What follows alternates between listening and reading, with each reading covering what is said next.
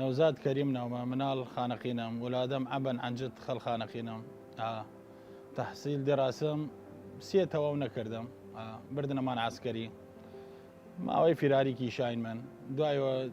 دعاي وتسريح بين من بيع شراي كردين والشن برادري وكل خوش كجانم دعاي برادري ترم هاتو دعاي سقود مباشرة ديتر برادري قم هات والدكان نجاري بكينو بتم بكينو نمن نجار بمن أخوي نجارة بس ديتر لشان برادري تر ورده في كاري نجاري بين من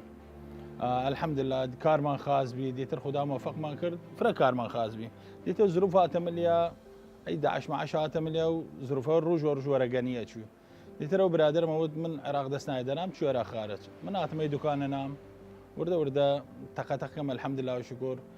بس باين بان كار كردن من جين تركي تاثير لي كرد وقت دسكرت خمانيني يعني سبزان كان تور ديرم تقريبا فورميكاس عمري 50 ساله يسام تونم تعميري وراد بكم هم تيدو صاجه قديمان تونين تعميري بكين باينه بس هي تركيا والصينيه وعملنا تاثير لكار مان كرد دوايوا اس عالم قشي وبي حقيقه زانز ديتر كار هي كدن تركي مركي كار نيكن ستين ورابان صاجه قديمه دسكرت خمان عراقي يعني شو بيجين من الحمد لله وشكر كار حركات بس تو زي قيرانية لا تأثير كردابان هنا أي شعب عراقي عامة لا بس ربق تا الشمال وعامة الظروف غيش رجوع خاصين يشت صعبة وبودن يعني حكومة استقرار نية أجا حكومة استقرار بود وقت جاراني كار ما خاسرة وبودو الحمد لله وشكر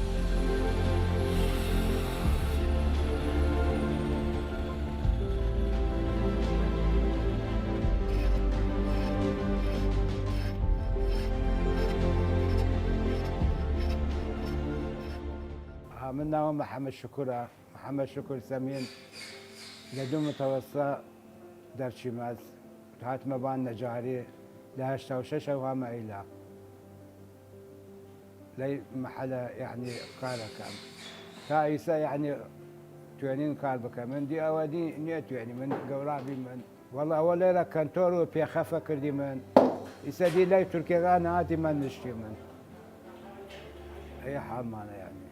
كارش نية يعني كار مليئة يعني نجاري وقفنا يعني خوشة يعني خود مرتاح دوا في كار بكيدن لا براغم بيم لا براغم تخرج كردن دياتم دكان كلمة والله ساعات حفتوني من دكان بمن يسنا لدونيم تيمن يعني كار نية رازي بايمن تا دوار زبام دا تشيمن إجا ساعات شوار تيمن شوار ونيم تيمن عامل نية سبقوم تنيام يعني كار نية تا عامل مبود والله لكار ما زحمت نية خوش فن النجاري فن يعني والله ولا بعقبها واللي من فيسدي مواد نايرة من لين كار نية مواد نايرة من لي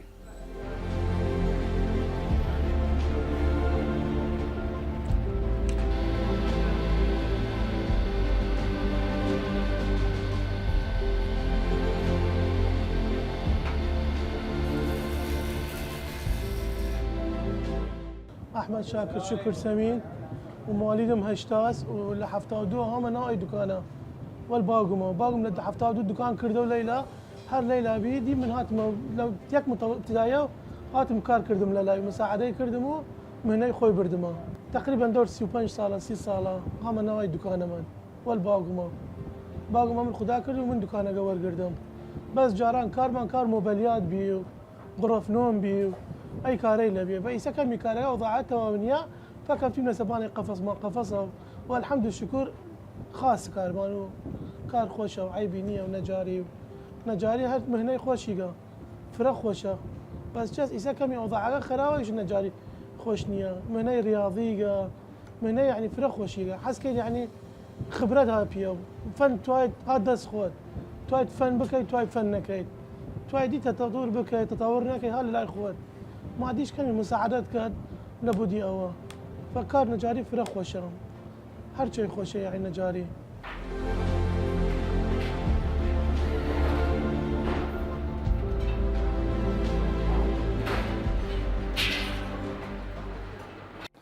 بالنسبة رانا جاري وقت جاراني أي تركي مركي قاعد فرنا جار لخانقين وازاورت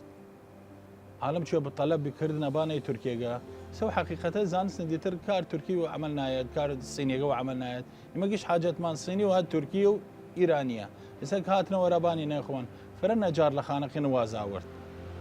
لا أي هنا إلى لبان أي كار إلى أي ما ثابت بين لباني خريكة الحمد لله وشكو بردوام هاي بيو نانا قبينا ولا مال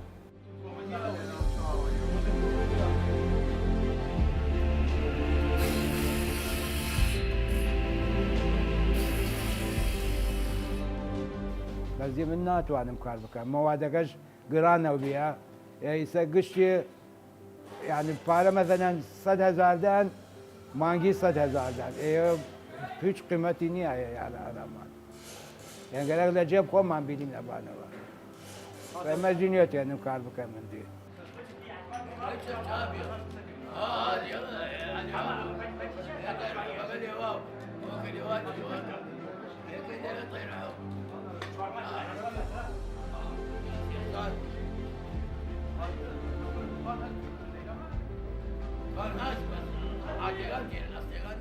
مواد اسعاري قرانه بس لبغداد تيريمنا النوعياش خاص هز قرانه نوعيه خراو هز ارزانه فايمان كار مرزان نيكي من لابوديوا كوا زاوردم لي كار موبيليات من فعالم خاص تواد نيت وان بين دباني خراو داغو باغم بيت من موديل صال هشتا باغم كنتور كردي سراب تايسه هز عالم رحمه نار دلام فمن نيت وان كار غش بكم دا بشون والله كار فلان كسبي ايا بزان كوري كار غش كار كر اويتيت كار بازاري تواد نارمه شويني تر ايش ما فيها توصا كار كم يا كار نيه كمان يسا عالم بس جماليه مينا كار تركي جماليه يعني بس صاجنا صاج يسمون كاميرات ده صار ضمان ده ما فيت بس تركيا قالنا لا بين يكسر ضماني نيه ما قيتي بوي كنتور من يسمى مالي غاز ناسماي كنتورا ما قيتي بود يد صار كرمه سيجاني كنا ما يسكد مسيداي ارجع شي ما لاقيت ما شاء الله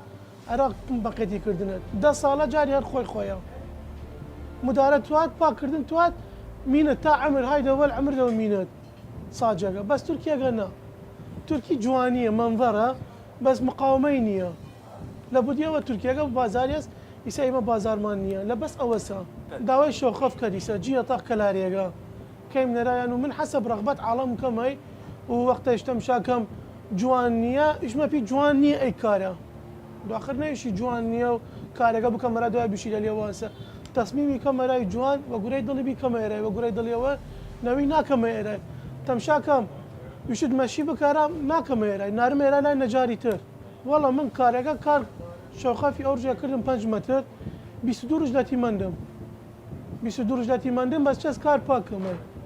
كار تيونا مدو حفته خلاصي بكام ما حفته خلاصي بكام بس كاريكا ضماني نيه كبسكي كم ايوا دورج امرو كم ايواره بس موي ويني كم بس جس قوتي نيه او انا كبس بوسي داي او انا قوتي هاس ما ضمان دري في قوتها ودار فرخيدتي تحشاغان فرخيدتي هسنا يا كيليلا قد يا كيلو قد دوان خدنا راسها خفيف من كار رضا ميل ورا خدا كار كم كار نيك مرا اليوا دار روسي كار كم روسي ارا كنتور ما كنتور روسي كار كم بس أنا قفص ما قفصنا الروماني بودار شبود كاركم بس أجر كنتور روسي نود كاري نيكم مش كار نيكم دانشم لو خاسر خرابات هذا باقوم ورا أخوة مش بيان دبياني هم كرم دود هم هنا نفس تشتا هم كار حرام حزنيكم لي كاري له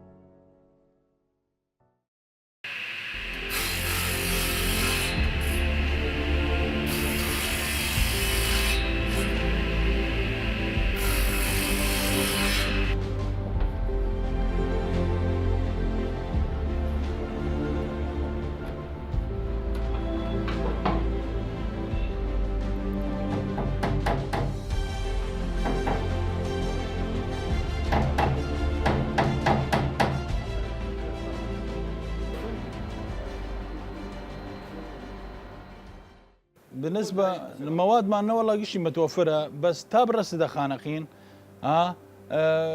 مبالغ خنباني فرا، يعني ورق شو سبان كابراد يتر لبصره يرد او لبغداد او لكركوكا او لدياله يرد رامان مبلغ خنباني وخلقش وقت يسا كان توري كردي مثلا دو قابي 200 كرديني يسا موادقه زياتر شو سباني درقتي نايد نجينا بي سياسات واسير ميني مستعمل كات غرفه نومك جاران نيه بس معرض كلاري تش بسيط مينا كان بلد شن صالينا غرفه نوم قنفه يعني هر نوع مالا قابي آلشتا كردن قابي ساجا كردن ويجتيلا إما ديتر ورده دست كينا بين قديمغان خاصو كينا رايان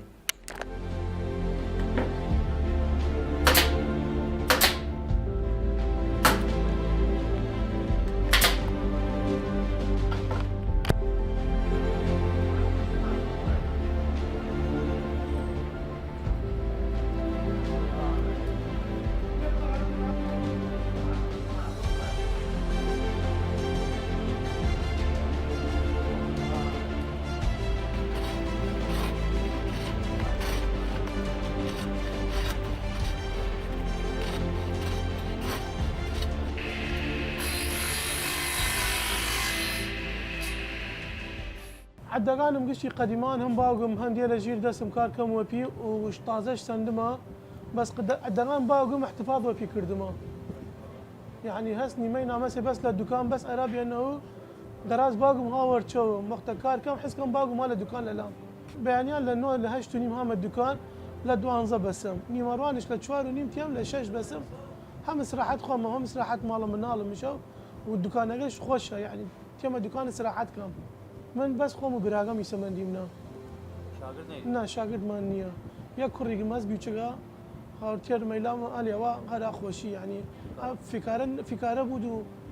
ومش يلم غرق بخونه خلص خلاص قال يلا يلم فكاره بود لما انا قلت يا وكارنا يا ديسا سم كرم هاي سم ناوي نام زي شاكرنا باغم تير ميرا دكان نفستشتا حاجه خوشي يعني هر كيتين ديرين دايش ناوي وقت برسل ليش ناوي جاس وش ناوي شاكر شنو بيم عافري مراد هراي دا ناو باغد هالغريه انا من هنا دكان شخوت يريد فمن خوشي جو ذكريات خوشه راس بازار مانيه كار مانيه بس تام دكانه حاله بيمو تا هم الدنيا تا خدا ناس ما حلو قوت قوم نم من ما الدكان باغم والله من هنا خوشي جو هم راس كد من هنا خوشي جو وطبعا دنياس خوشي شو يكي مساعد فير نجاري بكدو خوش بود يسمن كان داوا كان لليم بتشني راد دوشمي راد تخم قنفه لدلم نايا ديني بكم نجاري قبيل مجيو دنگ ماكينه يعني اورجا ماكينه بخمكار حس كم مرتاح خفتما هي جاران مدرسه بي قوم ليراج دوام كرد ما ايش اخر صف ما ليرا بي لشش يعني تخرج كرد من ليرا دواي اوا فروشنا حكومه فروش تاي يكي خلق بغداد سنداي تائسه يعني حادث او يعني دي إماش ليرا ايجاري كردي الناس محلها والله اخوي اي شبابي لا مظلوم لا عراق يعني يسمن دو كرديرم هردقه خريجه فيش كامنيان تعيين وياه اگر حكومه مثلا يكي تعيين بود هم خاص اعلامان بس فايده شاس حكومه فيش تمشانا كذا الشعب اي شبابي لا قشي مظلوم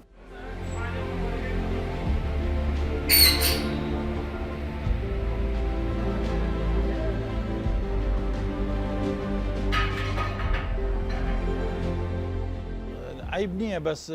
يعني تشتخوشيقا بعد كار بكدن بس دوني كابرا قوراسن امر الرساسة 3 سال 35 سال 6 سال تعين نوية وك شرمي تيد عيبي تيد بعد كار بكدن بچ دبان وظيفة خوي شهادة خوي بزن كرة تواو كريا بچ تعين بود خاص بس تعيينات نية شبكد يعني كار لاي او نية هلاي حكومة مفروضة يعني هزاران تعيين عن بكدن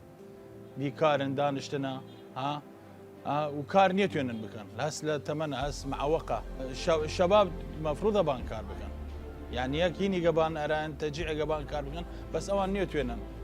كار نيزان تافي كاري قبون فركي شدن اگر صبغه اگر نجاريه نهر كاري حداديه حبشت حلاقيش بكدن يك فتره توا تافي كار بودن